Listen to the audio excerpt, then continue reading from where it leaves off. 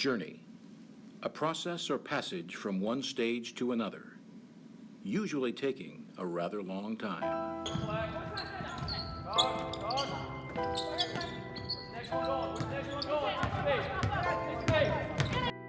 I'm Jason Lowery, head women's basketball coach and counselor, Jesuit High School.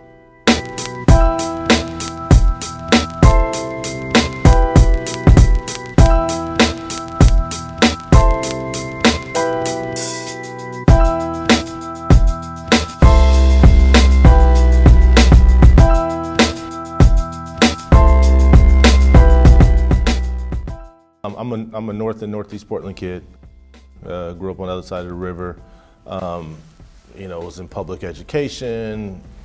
I was raised in the mid '80s, early '80s, early '90s. Northeast Portland, a lot of gang activity, drug-infested area. Found my way to Jesuit. Took the bus 84 minutes one way, each day for 4 years.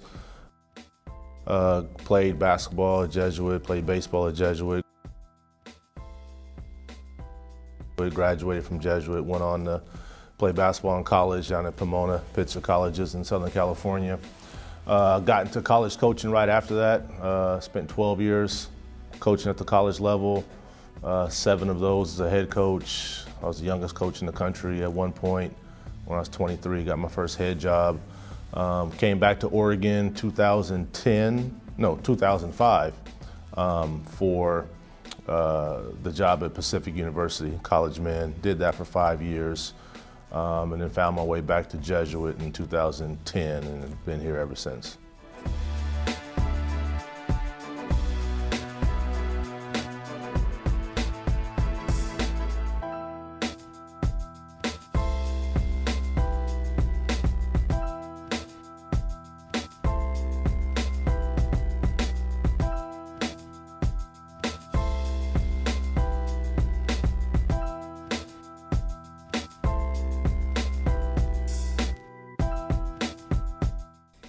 Could you elaborate more on your experience in college as a player, also as a coach? As a player, really enjoyed playing for Pomona Pitzer. Played point guard, had a lot of success. We went to 3 NCAA tournaments, won a lot of games, had a good career, had a really, really good coach. Greg Popovich is I consider a mentor and a friend. He was the head coach at Pomona Pitzer right before I got there, and his #1 assistant and best friend became our head coach. So I played for him, but Pop was always around the program. So a lot of my basketball knowledge and beliefs and philosophy come directly from him. So that's kind of kick-started everything. Have you always known that you wanted to be a coach?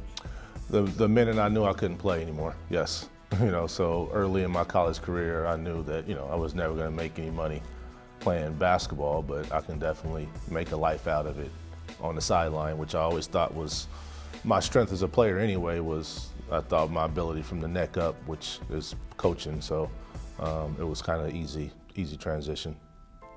How was the feeling of being recognized and awarded as the youngest coach in America? It was what it was. It was a tough job. It was a reason I was the youngest coach in the country. Those are the type of jobs that 23-year-olds get.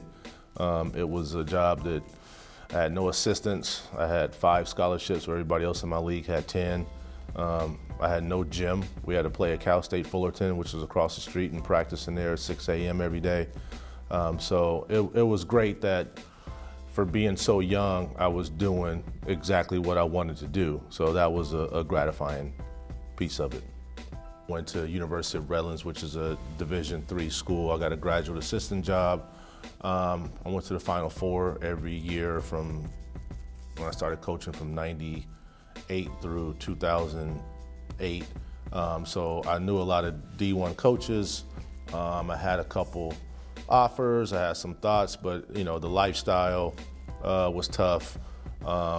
Being an assistant at D1, you're at the mercy of your head coach. They get fired, you're gone.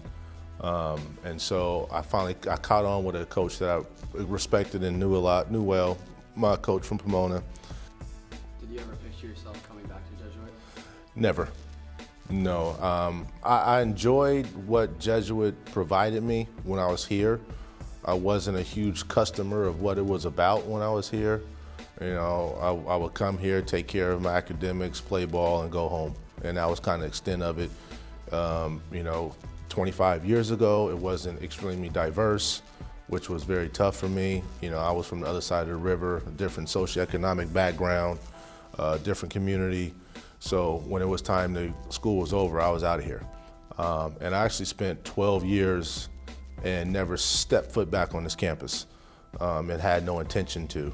And then I think my first year back at Pacific, a couple moms who were the chairs of the financial aid committee asked me to speak for the financial aid luncheon, and then kind of slowly got back into Jesuit as an alum. You know, started working with an African American alumni mentor group that worked with our students here. Did that for a few years. Always remained close to Coach Potter. I still call him Coach. I will never call him Gene or anything like that. That's my coach. So Coach and I were talking, and then about 2010, after he won another state title, I was on a 2-week recruiting trip. I actually watched the game on TV, called him afterwards just to give him my congrats, and I saw that the women had played the right before, and they had lost in the final, and the coach was an interim coach. And out of nowhere, I just asked Coach Potter, like, hey, what's up with your women's job? And he was like, are you serious? I was like, yeah, I guess I am serious. And then one thing led to the next, and a couple weeks later, I was a Jesuit. What has been your most memorable moment as a coach, both at college and in high school? That's a tough one, because I always say just the development and the relationships that happen when you coach somebody, and it's different at college level and high school. College, I recruited a kid, you know, from high school, and I got to know the family. I sat in the living room. I got him to my campus, and 4 years later, I see him off as a 22-year-old grown man with a college degree. So that journey, and it's kind of the same here. A little bit different. Kids here are still at home, but to see Alzina Henry from her 9th grade year to her 12th grade year, to see Kate Anderson grow, to see Corey Olsen grow, to have those relationship with, you know, Kira Vuz and Lexi Beckers and Lauren Rivers, who I'm gonna have forever, and they come back and just building that's the biggest thing about coaching. The single one, you know, who doesn't like to win? You know, winning a state title was cool. You know, beating a couple teams along the way was cool. It was a couple big wins in college, but I think just knowing that you've influenced a young person's development is the best part of coaching. So counseling and teaching translates into coaching? Yeah, it's all the same thing. Counseling, teaching, coaching.